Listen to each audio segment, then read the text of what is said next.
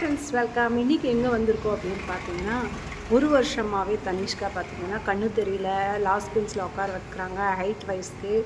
எனக்கு வந்து height checkup பண்ணும் அப்படின்னு ஒரே இது பண்ணிகிட்டே இருந்தாங்க. ஸோ ஒரு வருஷமாக நாங்கள் அப்படியே தள்ளி போட்டுகிட்டே இருந்தோம், சும்மா சொல்கிறேன்ட்டு.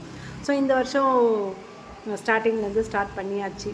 அகெயின் என்னால் லாஸ்ட் பெஞ்சு என்னால் சுத்தமாக பார்க்கவே முடியல லெட்டர்ஸ் எல்லாம் அப்படின்ட்டு.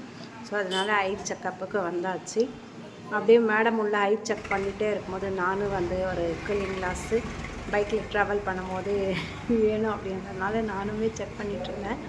நான் மட்டும் இல்லை, ஹஸ்பண்டுமே பார்த்து எடுத்துகிட்டு இருந்தாங்க. ஸோ இந்த கூலிங் கிளாஸ் எப்படி இருக்குது அப்படின்றத மறக்காமல் கமெண்ட் பண்ணுங்கள். ஸோ இந்த ஐ ப்ராப்ளம் எதனால் வருது?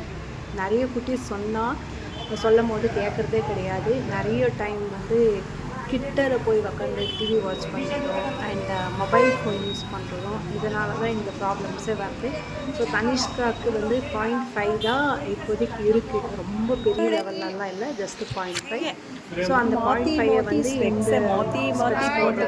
வந்து ரெடியூஸ் பண்ணிடலாம் அப்படின்னு சொல்லி அதோட இது போடு. ஸோ இந்த ஸ்பெக்ஸை தான் நாங்கள் இப்போ ஆர்டர் பண்ணிட்டு வந்திருக்கோம். கிரே இதே கம்ஃபர்ட்டாக இருக்கிற மாதிரி தான் எனக்கு பிடிச்சது.